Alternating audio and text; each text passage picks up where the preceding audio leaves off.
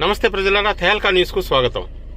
అమ్మ ఒడి అందరికీ పడింది అంటూ కూటమి ప్రభుత్వం చాలా గొప్ప సంక్షేమాన్ని ప్రజలకు అందించినట్టుగా చెప్పుకుంటుంది.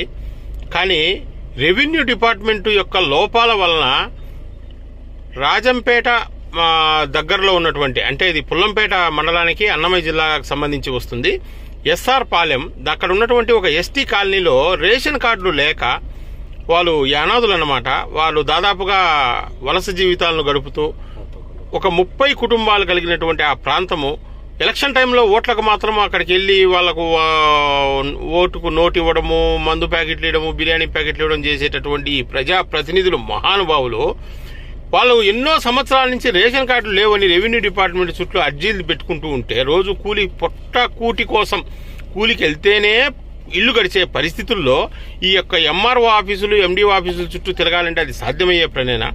అసలు ఆ ఎస్టీ కాలనీలో ఉన్నటువంటి 30 కుటుంబాలకు ఎందుకు ఈ యొక్క రేషన్ కార్డులు లేవు? ప్రభుత్వం నుంచి రావాల్సినటువంటి పథకాలు ఎందుకు అమలు కావట్లేదు? ఎవరన్నా ఒక ప్రజాప్రతినిధులు కానీ, లేదంటే ప్రభుత్వ బాధ్యత కలిగినటువంటి ఉద్యోగులు కానీ ఆ యొక్క ఎస్టీలు కూలికెళ్లి వాళ్ళు కొనేటటువంటి పప్పు, ఉప్పు, చింతపండు, బియ్యం, ట్యాక్స్లన్నీ కూడా మనకేమో జీతాల్లాగా వస్తున్నాయి. సిగ్గు మానం ఏమన్నా ఉందా? దానికి సంబంధించినటువంటి డిపార్ట్మెంట్కి ఏదైనా ఉందా?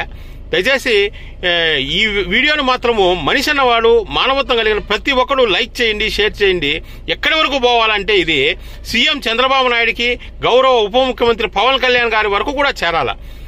అలాగే మన వైసీపీ ప్రభుత్వంలో ఉన్నటువంటి జగనన్న కూడా దీన్ని చూడాలి. ఎందుకంటే అన్న, మీ గవర్నమెంట్ లో 4-5 ఏళ్ల నుంచి వాళ్ళు పోరాడుతున్నారు, నీకు కూడా కొంచెం దృష్టిలో పెట్టుకోండి.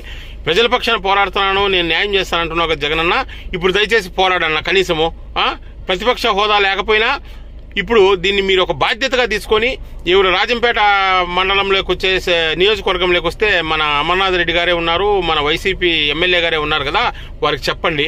ఒకవేళ అది ప్రాంతం పుల్లంపేట మండలం కిందకి వస్తే అక్కడ మన జనసేన పార్టీకి సంబంధించినటువంటి ఎమ్మెల్యే అరవ శ్రీధర్ గారు ఉన్నారు కదా, అయ్యా పవన్ కళ్యాణ్ గారు 30 కుటుంబాలు యానాదులు, బడుగు బలహీన వర్గాలు, పేదవారు, కొండకొండలో బ్రతికేటటువంటి వాళ్ళ కోసము మీరేం చేస్తారో చేయండి. రెవెన్యూ డిపార్ట్మెంట్ యొక్క నిర్లక్ష్యం, వీళ్ళకేమో ఏసీలు పెట్టి కుసబెట్టి మీరు సెంట్రల్ ఏసీలు చేసి పెడుతున్నారు. వీళ్ళ బయట కనీసం కూర్చునేదానికి బల్లలు, తాగేదానికి నీళ్లు కూడా లేకుండా మనుషులు కుక్కలను చూస్తున్నారు.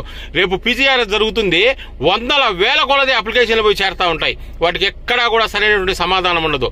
దయచేసి ప్రజలారా, తెహల్కా న్యూస్ కు లైక్ చేయండి, షేర్ చేయండి, సబ్స్క్రైబ్ చేయండి. మీ సమస్య ఏదైనా ఉంటే మా దృష్టికి తీసుకురండి. నమస్తే, జై హింద్, జై హింద్.